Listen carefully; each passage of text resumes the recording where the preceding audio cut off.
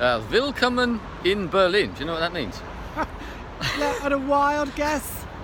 Welcome to Berlin. Yes, and actually welcome to East Berlin, because we're in the east side today. Yesterday we were on the west side, and today we've crossed. Well, the River Spree is literally just in front of us. It's one of the sort of boundary points, I suppose. And we've come over to East Berlin, and I can't remember what that tower's called, Fernensturm or something. But it's a big TV tower. It's actually the tallest structure in Germany, and we went pretty much to the top, didn't we? Did. That it little was pretty bulb. Scary. Yeah. You don't like heights, do you? No, I don't. It was a long way up. But the views are very impressive, aren't they? Fantastic. Yeah. It was good to see what we'd visited yesterday from the high up. Yeah, and actually being around yesterday and walking around gave you a bit of perspective of what you just said, what you were looking at as well. And actually just behind us, just up in here, another symbol of East Germany, that's actually a nice bronze statue of Karl Marx and Engels as well. And someone's just put some flowers, we were here earlier, someone's actually put some flowers on it since we've been here earlier on. So, I mean, I like this part of East, what it was East Germany or East Berlin.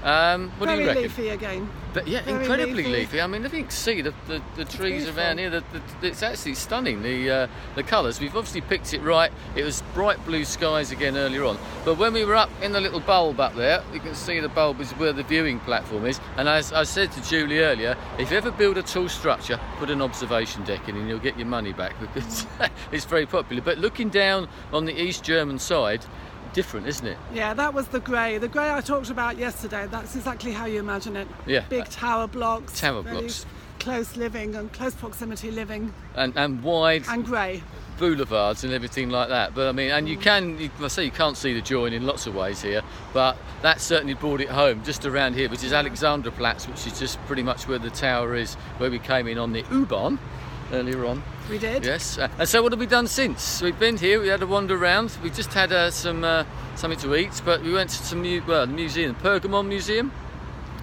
Yep, on the... You sound unsure.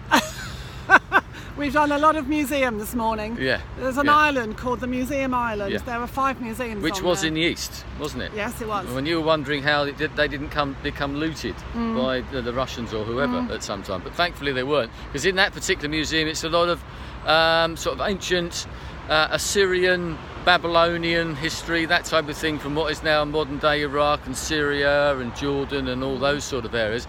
Pretty stunning artifacts, weren't they? One of the main ones, I suppose, it's called the Ishtar Gate. Part of it is a reconstruction, which is fair enough, but it was one of the main gates into the ancient city of Babylon, which is pretty stunning in its own way. And the reliefs and the colours and all that as well were pretty good, weren't they? Yes, it was really interesting looking at that, putting that in the context of world history, and then putting in what we saw yesterday, which is a tiny dot in world history. And talking of that, when we left you yesterday, we were in West Berlin at the Brandenburg Gate, and we went to the Holocaust Memorial, which was just down the road. That had a bit of an effect on you, didn't it? It did. Very thought-provoking.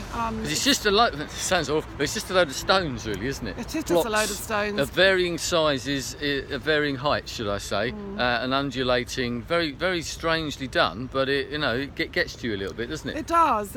It's very grey, but if you can find a quiet spot there, and it's quite easy to do that, particularly amongst the really tall slabs of granite. Yeah. You get lost in your own thoughts, and it's challenging and really thought-provoking to do that. And then we went off to Hitler's bunker, or the site of Hitler's bunker, because actually the Holocaust Memorial was built on the site of, I think it's Joseph Goebbels' ex-palace, villa and offices, so they raised that to the ground and built that on top of it. Hitler's bunker, which they don't want you to find particularly, because there are no signs towards that at all, whereas there are signs to everything else. There's a sign once you get there, and there's basically just an information board telling you where it was. And I suppose if you've ever seen the film Downfall, which we watched before we come, which is an excellent film by the way, that's where all that happened, right in the centre of Berlin. And what is it now?